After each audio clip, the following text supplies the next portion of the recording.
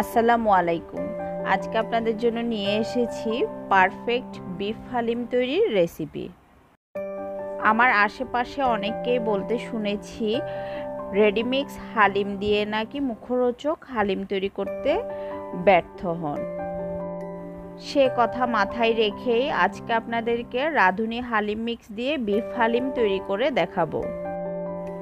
এখানে প্যাকেটের গায়ে লেখা আছে 2 কাপ ফুটন্ত গরম পানিতে ডাল এবং সর্ষের মিশ্রণটি ভিজিয়ে রাখতে হবে। তবে আমি সাজেস্ট করব এখানে 4 কাপ ফুটন্ত গরম পানিতে ডাল এবং শস্য দানাগুলো ভিজিয়ে রাখতে, কারণ এতে ডালগুলো খুব ভালোভাবে ভেজার সুবিধা পায় এবং যখন আমরা রান্না করব তখন অতিরিক্ত আঠালো হবে না। শুধুমাত্র 2 কাপ পানি ইউজ করলে দেখা যায় যে যখন আমরা হালিম রান্না করব তখন খুব ঘন একটা মিশ্রণ তৈরি হয়, তো সে হালিম খেতে কিন্তু অতটা ভালো লাগে না। হালিম হতে হয় একটু ক্রিমি টেক্সচারের, যে টেক্সচারটা মূলত আমরা কিনে আনা বিভিন্ন ব্র্যান্ডের হালিমে পাই। যদিও প্যাকেটের গায়ে লেখা আছে ডাল এবং শস্য দানার মিশ্রণটি 15 মিনিটের জন্য ভিজিয়ে রাখার জন্য, তবে আমি সাজেস্ট করব আপনারা মিনিমাম 1 ঘন্টা ভিজিয়ে রাখবেন। এতে করে যখন আমরা রান্না করব তখন খুব দ্রুত সেদ্ধ হয়ে যাবে। প্যাকেটের গায়ে লেখা আছে প্রতি 1 প্যাকেট রাঁধুনি হালিম মিক্সের জন্য 300 গ্রাম মাংসের প্রয়োজন হবে। তো আমি এখানে সামান্য একটু বাড়িয়ে নিয়েছি। এখানে 400 গ্রাম পরিমাণ মাংস আমি আমার পছন্দ অনুযায়ী সাইজে কেটে নিয়েছি। আপনারাও আপনাদের পছন্দ অনুযায়ী ছোট বড় সাইজ করতে পারেন। প্যাকেটের গায়ে কিন্তু লেখা আছে প্রথমে তেল দিয়ে তেলের মধ্যে পেঁয়াজ ভাজার পর মাংস দেওয়ার কথা, তবে আমি একটু ভিন্ন প্রক্রিয়ায় রান্না করি। এতে করে আমার মনে হয় দেখতে এবং খেতে খুবই ভালো লাগে। প্রথমে আমরা মাংসের মধ্যে প্যাকেটে দেওয়া মশলার মিশ্রণটি দিয়ে দিব।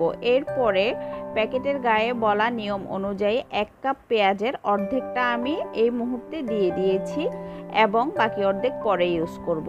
দিচ্ছি 2 চা চামচ পরিমাণ রসুন বাটা এবং 1 টেবিল চামচ পরিমাণ আদা বাটা। খুব সহজে রাঁধুনি হালিম মিক্স দিয়ে মুখরোচক হালিম রান্না করার জন্য না টেনে পুরো ভিডিও মনোযোগ সহকারে দেখার জন্য অনুরোধ রইল। এতে করে আপনারাও পারফেক্টলি আমার মতো মুখরোচকভাবে রান্না করতে পারবেন। প্যাকেটের গায়ে কিন্তু লেখা আছে এখানে লবণ এবং বিট লবণ দেওয়া আছে, সেজন্য লবণ দেওয়ার ক্ষেত্রে একটু বুঝে শুনে দিতে হবে। আমি এখানে লবণটা এখন ইউজ করিনি। আর এখানে আমার একটা সিক্রেট টিপস আছে, আমি যখন হালিম রান্না করি এই প্যাকেট হালিমের সাথে আমি সামান্য পরিমাণ হলুদের গুঁড়া এবং আমার পছন্দ অনুযায়ী মরিচের গুঁড়া ব্যবহার করি। এখন দিয়ে দিয়েছি 2 ইঞ্চি পরিমাণ 1 পিস দারুচিনি, 2টি এলাচ এবং একটি বড় সাইজের তেজপাতা আমি কুচি করে দিয়ে দিয়েছি। দিচ্ছি 1 কাপ পরিমাণ নর্মাল টেম্পারেচারের পানি। এখানে মাংস থেকে বের হওয়া পানি এবং এই 1 কাপ পানি দিয়ে আমি পুরো মাংসটা রান্নার প্রসেস শেষ করব। এক্সট্রা কোনো গরম পানি অথবা কোনো পানির আর প্রয়োজন হবে না। প্রথমে চুলার হিট বাড়িয়ে দিয়ে মাংসগুলো আমি 10 মিনিটের মতো রান্না করেছি। তারপর চুলার আঁচ একেবারে লো করে দিয়ে যতক্ষণ না পর্যন্ত মাংসগুলো সফট হয় ততক্ষণ পর্যন্ত রান্না করে নিব।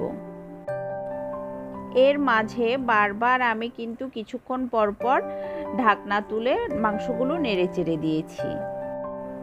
আজকে যারা আমার ভিডিও প্রথম দেখছেন আশা করছি চ্যানেলটি সাবস্ক্রাইব করে পাশেই থাকবেন এবং আমার ভিডিওটি ভালো লাগলে লাইক শেয়ার করতে ভুলবেন না। মাংসগুলো সেদ্ধ হতে আমার প্রায় 35 মিনিটের মতো সময় লেগেছিল। আপনারা আপনাদের সময় অনুযায়ী দেখবেন কখন মাংসগুলো সফট হয় তখন কিন্তু আমরা ডালের মিশ্রণটিও মিশিয়ে দিব। আপনাদের সুবিধার্থে আমি একটি মাংস আপনাদেরকে চেক করে দেখাচ্ছি। এই যে দেখুন আমার মাংসগুলো খুব ভালোভাবে সেদ্ধ হয়েছে। এবার আগেই ভিজিয়ে রাখা ডাল এবং শস্যদানার মিশ্রণটি পানিগুলো সহ আমরা এখানে দিয়ে দিব। এই মুহূর্তে চুলার আঁচটা কিন্তু হাইতে দেওয়া আছে, দিয়ে মাত্রই আমরা মিশ্রণটা খুব ভালোভাবে নেড়েচেড়ে দিব, না হলে কিন্তু পাতিলের তলায় লেগে যাওয়ার সম্ভাবনা থাকে।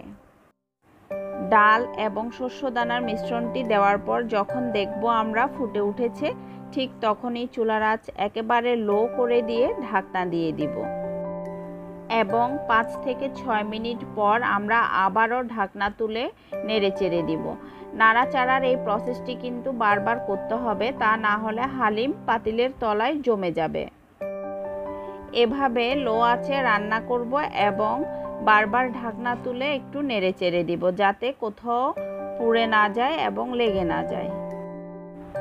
প্রায় 15 মিনিট সেদ্ধ হওয়ার পর আমি একটি ডালের কণা চেপে দেখেছি নরম হয়েছে কিনা।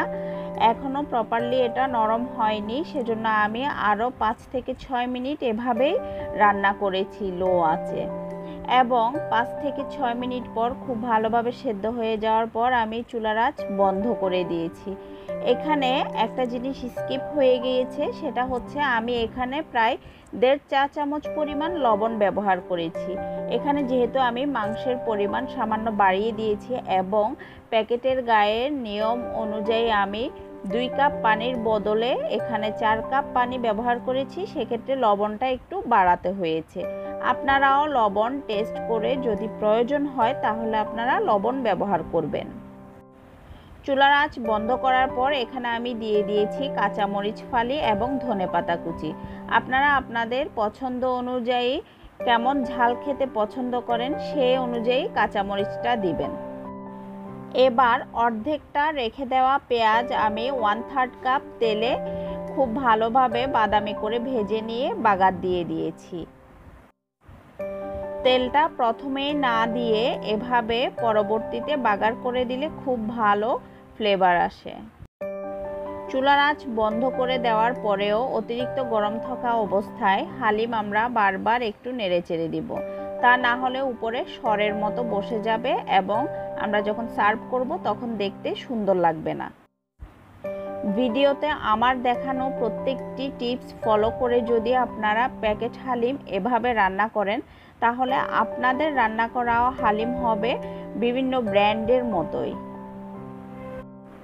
আবারও দেখা হবে নতুন কোনো ভিডিওতে। ততদিন সবাই ভালো থাকবেন, সুস্থ থাকবেন এবং আমার জন্য দোয়া করবেন। আল্লাহ হাফেজ।